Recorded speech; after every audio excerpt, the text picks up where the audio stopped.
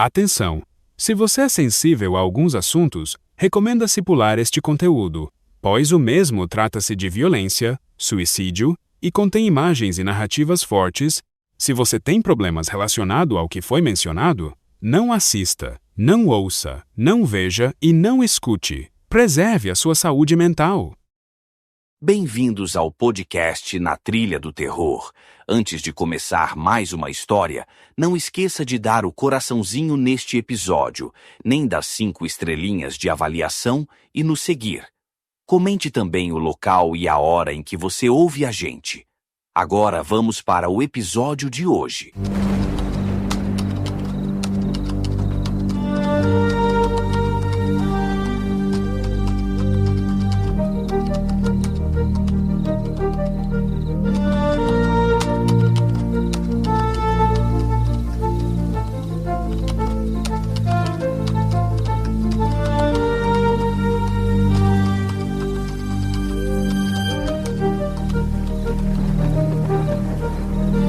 John Wayne Gacy foi acusado de torturar, estuprar e matar ao menos 33 adolescentes entre os anos de 1972 e 1978, no condado de Cook, no estado de Illinois, a região metropolitana de Chicago.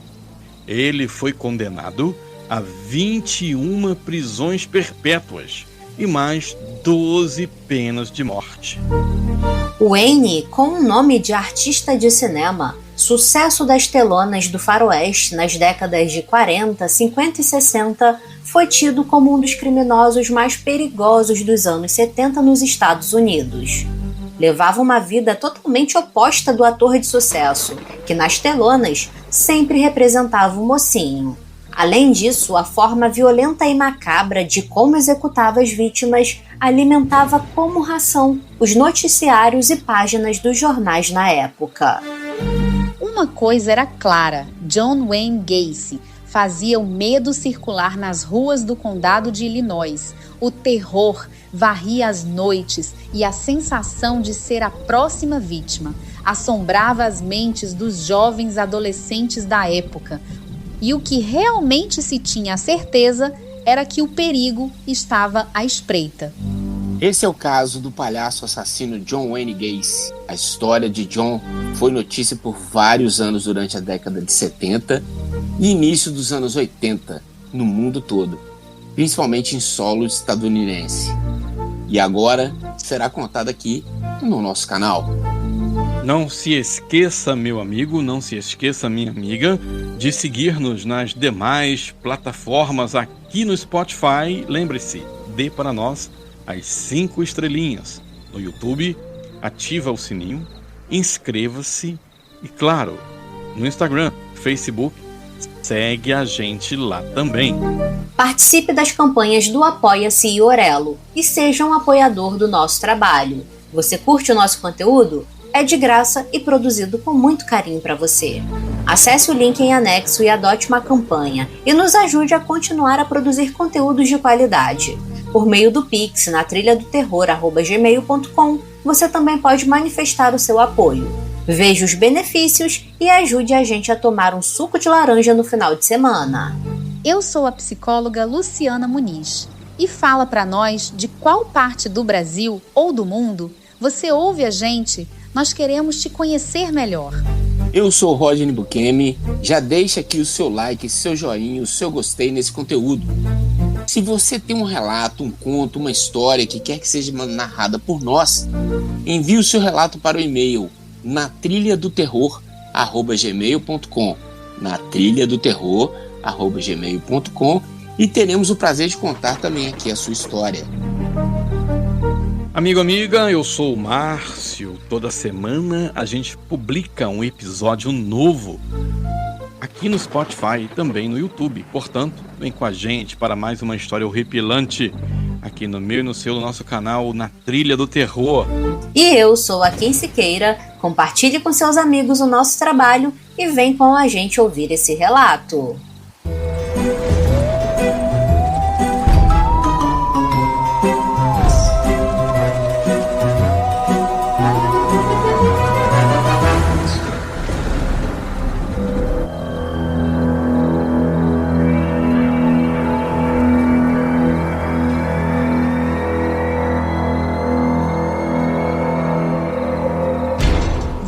começar explorando a infância e adolescência de John Wayne Gacy.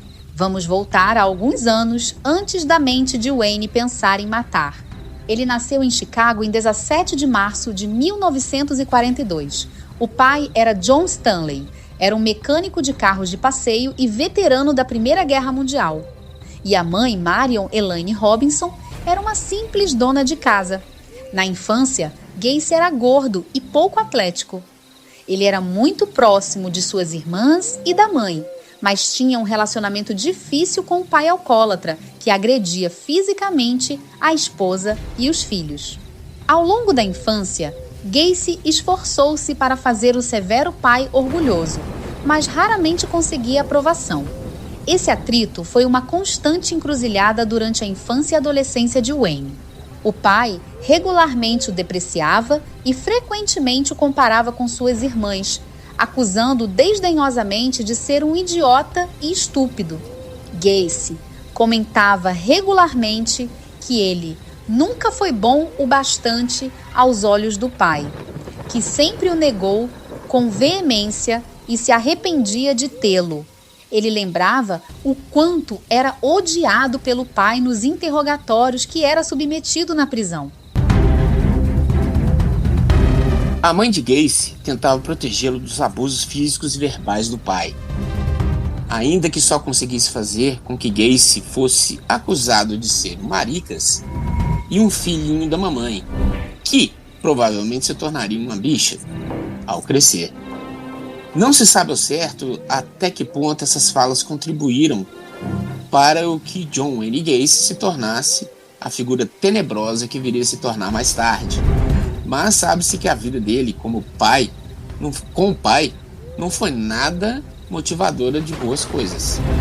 Mas para piorar a situação do garoto, além de todos esses problemas que Gacy apresentava, ainda há o registro de que ele havia sido molestado sexualmente por um amigo da família, um empreiteiro, que levava o garoto para passeios de caminhonete e, então, o tocava inapropriadamente.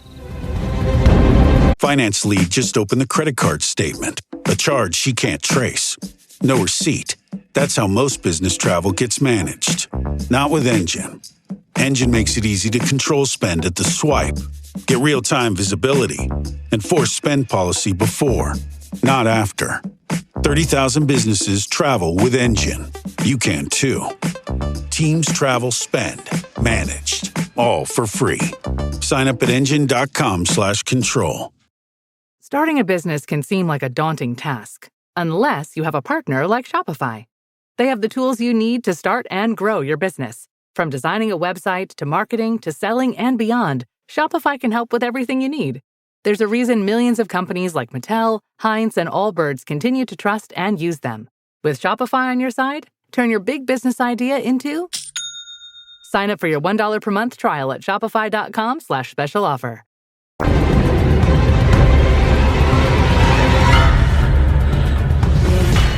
Ele nunca disse nada acerca desses incidentes ao pai, pois o menino temia que o pai o responsabilizasse pelos erros do pedófilo. Na vida do menino, o que era ruim ainda estava para piorar. Imagine que por causa de um problema cardíaco, Gacy foi obrigado a evitar a prática esportiva durante os anos escolares. Ele era considerado um estudante médio com poucos amigos. Era um alvo fácil de gozações, objeto frequente de bullying por parte da criançada da vizinhança e dos colegas de escola, claro. Gacy crescia em meio à tormenta e sem um ar ou um fôlego de paz.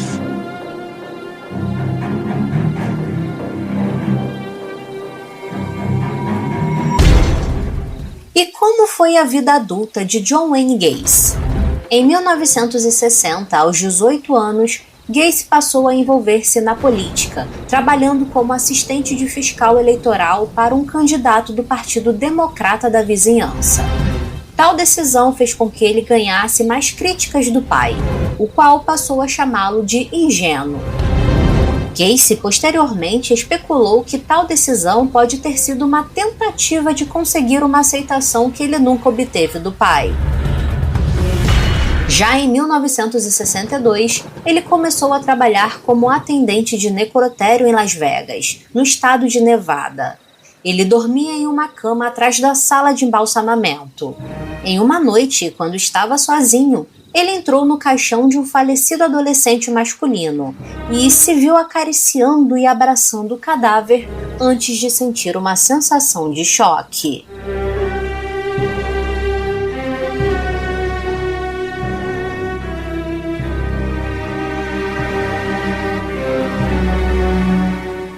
Mais tarde, ele afirmaria ter se envolvido em atos de necrofilia em aproximadamente 2 vezes enquanto trabalhava nesse necrotério. Mas ele se justificou, dizendo que os cadáveres que ele profanou eram apenas coisas mortas que não diriam nada a ninguém. Esse choque fez com que John ligasse para a mãe no dia seguinte e perguntasse se o pai permitiria que ele retornasse para casa. Para surpresa do rapaz, o pai concordou e no mesmo dia ele voltou a morar com a família em Chicago.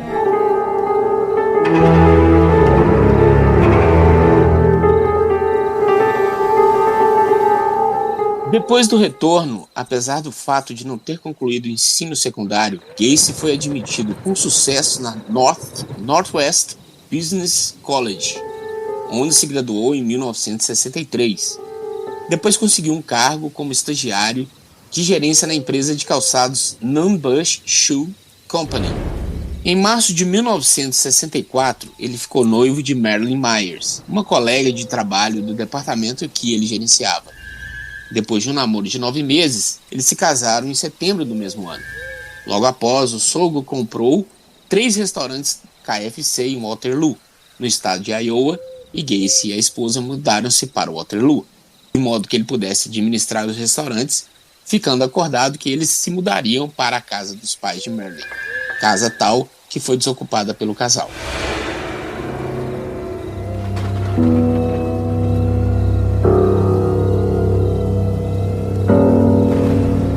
Marilyn teve 2 filhos, um menino chamado Michael, nascido em fevereiro de 1966, seguido de uma menina chamada Christine, em março de 67. Para Gacy, como ele mesmo descreveu, esse período da vida para ele, abre aspas, foi perfeito, fecha aspas. E o que ele tanto queria finalmente aconteceu. Ele ganhou a tão desejada aprovação do pai. Em certa ocasião, em junho de 66, os pais dele fizeram uma visita a Iowa, durante a qual o pai pediu desculpas pelo abuso físico e emocional que afligiu ao filho durante a infância e disse orgulhosamente, abre aspas, filho, eu estava errado sobre você, fecha aspas. Entretanto, havia um lado sombrio da vida deste homem em Waterloo que ninguém sabia. E os horrores envolvia desde troca de casais, prostituição, pornografia, além do uso e abuso de álcool e drogas.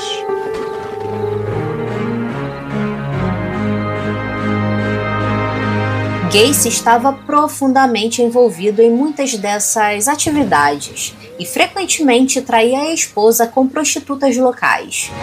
Também é sabido que ele abriu um clube no porão de casa, no qual ele permitia que os empregados bebessem e jogassem sinuca deliberadamente. Embora Gacy empregasse adolescentes de ambos os sexos, nos restaurantes ele socializava apenas com os jovens rapazes. Muitos eram alcoolizados e Gacy fazia investidas sexuais sobre eles que, se rechaçadas, eram tomadas por ele como brincadeiras ou um teste de moral. Quando começou a vida criminal de John Wayne Gacy? O primeiro delito, crime computado de John Wayne Gacy, se deu em agosto de 1967, quando ele cometeu a primeira agressão sexual. A vítima? Um menino de 15 anos chamado de Donald Voorhees, filho de um colega chamado Jace. John atraiu Voorhees à própria casa, sob o pretexto de mostrar filmes pornográficos. Lá, Ele o embebedou e convenceu o jovem a fazer sexo oral nele.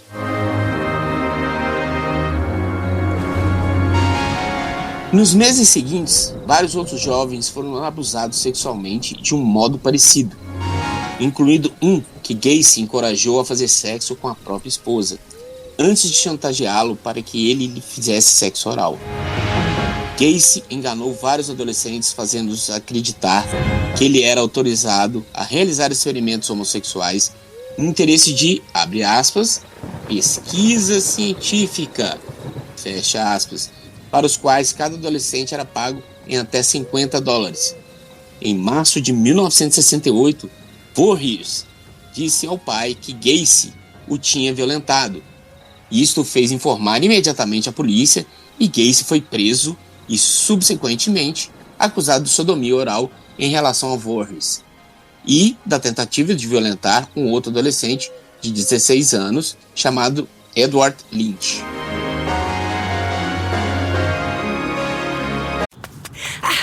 Ouch. This knee is killing me, but I can't stop training.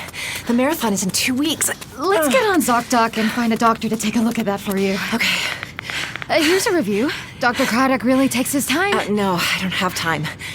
What about Dr. Charles? His patients say he can help find a quick fix, and he's in network. Great, now we're talking. Book it. Booked. 1 mile down, 19 to go. Bring it on. You've got options. Download the ZocDoc app today. Hey, it's Ryan Reynolds here from Mint Mobile. Now, I was looking for fun ways to tell you that Mint's offer of unlimited premium wireless for $15 a month is back. So I thought it would be fun if we made $15 bills. But it turns out that's very illegal. So there goes my big idea for the commercial. Give it a try at mintmobile.com/switch. Upfront payment of $45 for 3 months, $90 for 6 months, or $180 for 12-month plan required. $15 per month equivalent. Taxes and fees extra. Initial plan term only. Greater than 50 gigabytes may slow when network is busy. See terms.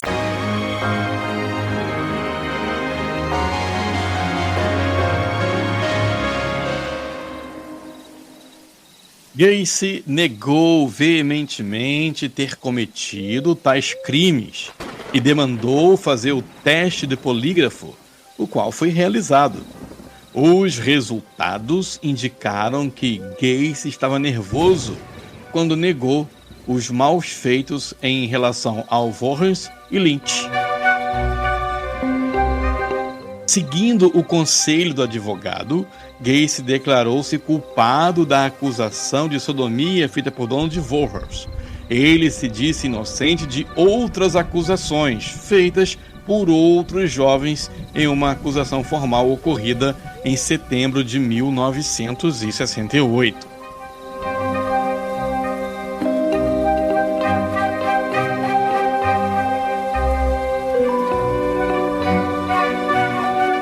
Diante do juiz, Gacy alegou que, efetivamente, ele e Voorhees tinham relações sexuais, mas, ainda assim, insistiu que Voorhees se ofereceu sexualmente e ele agiu por curiosidade. Embora os advogados recomendassem a liberdade condicional, Gacy foi condenado por sodomia no dia 3 de dezembro de 1968, sendo sentenciado a 10 anos de prisão na penitenciária estadual de Anamosa. No dia em que Gacy foi julgado e condenado, a esposa pediu o divórcio, requisitando a posse da residência do casal, propriedades, a guarda exclusiva dos 2 filhos e o subsequente pagamento da pensão alimentícia. O tribunal decidiu em favor da esposa e o divórcio foi finalizado em 18 de setembro de 1969. Gacy jamais voltou a ver a primeira esposa e os filhos do primeiro casamento.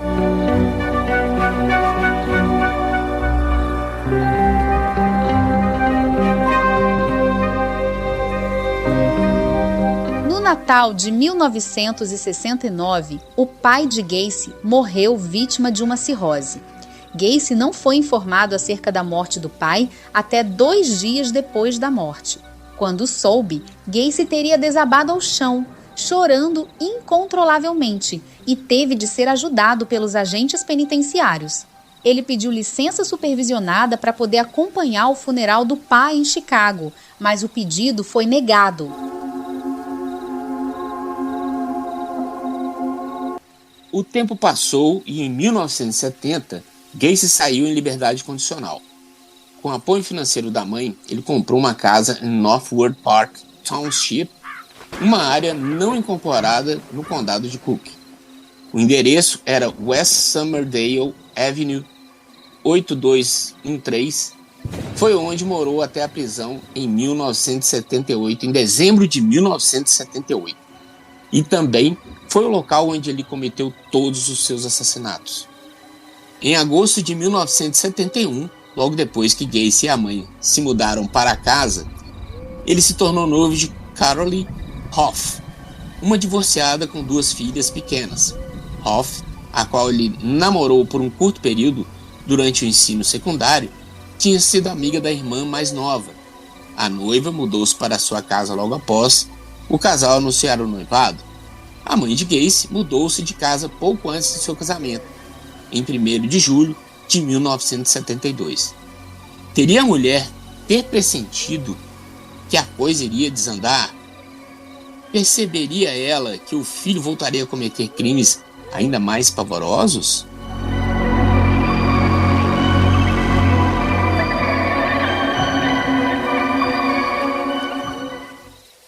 Uma nova vida para John Wayne Gacy? Só que não. Logo após o casamento, os demônios de Gacy voltariam a importuná-lo. Ele deixou o trabalho como cozinheiro e começou o próprio negócio de construção, a PDM, sigla em inglês para pintura, decoração e manutenção. No ano seguinte, John comprou uma casa para ele e a mãe. Inicialmente, a empresa dele realizava pequenos reparos, tais como pintar placas, sinais, concretar, redecorar. Mas depois expandiu-se em projetos que incluíam design de interiores, reforma, instalações, montagem e paisagismo.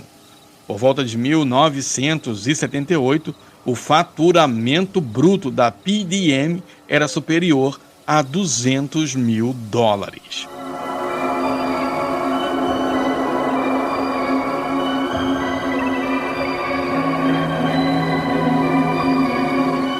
Os vizinhos em Norwood Park o consideravam como uma pessoa sociável e prestativa.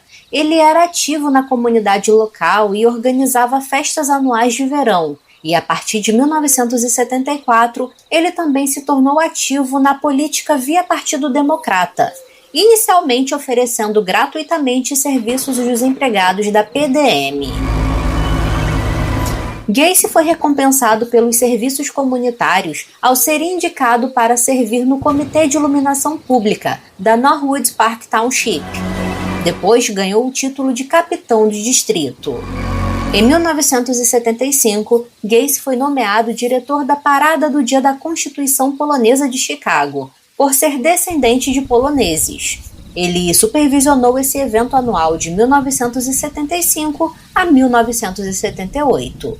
E graças a esse trabalho, Gacy conheceu e foi fotografado com a primeira-dama, Rosalind Carter, em 6 de maio de 1978. Ninguém sabia, mas logo iria nascer um palhaço que não gostava de palhaçadas.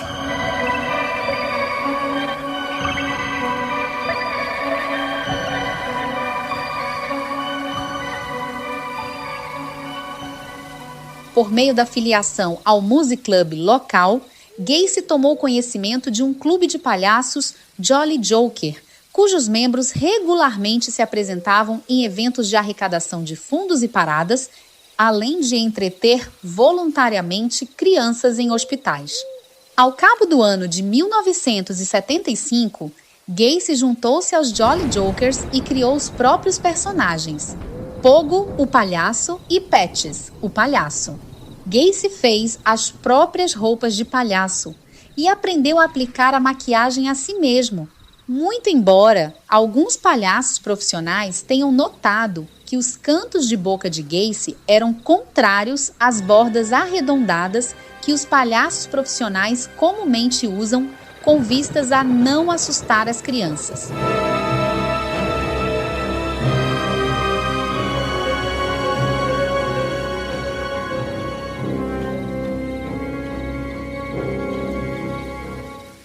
Gacy atuou como pogo, ou patins, em várias festas locais, eventos do Partido Democrata e da Caridade, além de ter atuado em hospitais infantis. Também é conhecido o fato de ele ter ido trajado como palhaço no bar favorito, o qual ele era chamado de The Good Luck Lounge, em várias oportunidades, com a justificativa de que ele havia se apresentado em um evento de caridade e estava passando por lá apenas para uma bebida social antes de ir embora para casa. Em 1975, uma revelação constrangedora, Gacy disse à esposa que era bissexual. Ele teria confessado à esposa logo depois que ambos fizeram sexo no Dia das Mães, naquele ano. Ele disse a ela que seria, entre aspas, a última vez, fecha aspas, que eles teriam sexo.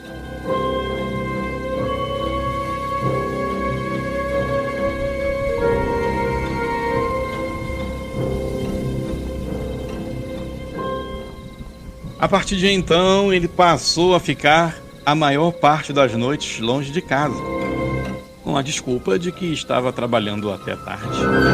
A esposa notou que Gacy passava a trazer adolescentes à garagem, além de ter encontrado pornografia gay dentro da própria casa. Sem aguentar tal comportamento, a mulher se retirou de casa. E eles se divorciaram consensualmente em março de 1976. O começo dos assassinatos. O palhaço assassino ganha vida. Na noite de 2 de janeiro de 1972, John Wayne Gacy deu carona para Timothy McCoy, um jovem de 16 anos que estava parado em uma estação rodoviária. Ele levou o garoto para casa e transou à força com o adolescente. Assim que terminaram a relação, o serial killer foi até a cozinha, pegou uma faca e ficou-a no peito do rapaz. Na sequência, ele enterrou o corpo em um espaço abaixo do piso da sala, comum em casas americanas, usado para fiações e encanamentos. É uma área tão apertada que só se pode acessá-la agachado, daí o nome em inglês, crawl space. E dessa forma, ele agiu com várias e várias vítimas. Ele sempre usava a mesma forma para atrair as vítimas, sempre com uma oferta de emprego. Daí, ele convidava essas mesmas pessoas para uma festa em casa, até fazer um convite para um programa, que sempre envolvia dinheiro. E quando ele percebia que já havia conquistado a confiança desses rapazes, ele atacava. Era aí que a verdadeira face do demônio se manifestava. Das 33 mortes computadas pelo palhaço assassino, só 27 das vítimas foram conclusivamente identificadas. Essas vítimas foram todas encontradas embaixo do seu assoalho. Tais ataques se deram de 1972 até 1978.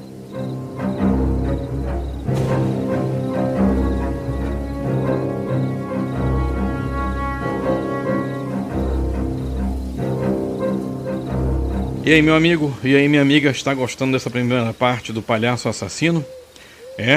Em breve teremos a segunda parte. Você vai se surpreender com as atitudes de John Wayne Gacy. O que ele fez, o que ele aprontou, as maldades que ele fez lá na década de 70 nos Estados Unidos. Você já conhecia essa história? Que legal. Se não, comenta aqui o que você está achando, tá bem? Meu amigo, minha amiga, não se esqueça de se inscrever no nosso canal, deixar o seu like, seu joinha, seu gostei no Spotify, a estrelinha, coraçãozinho, tá?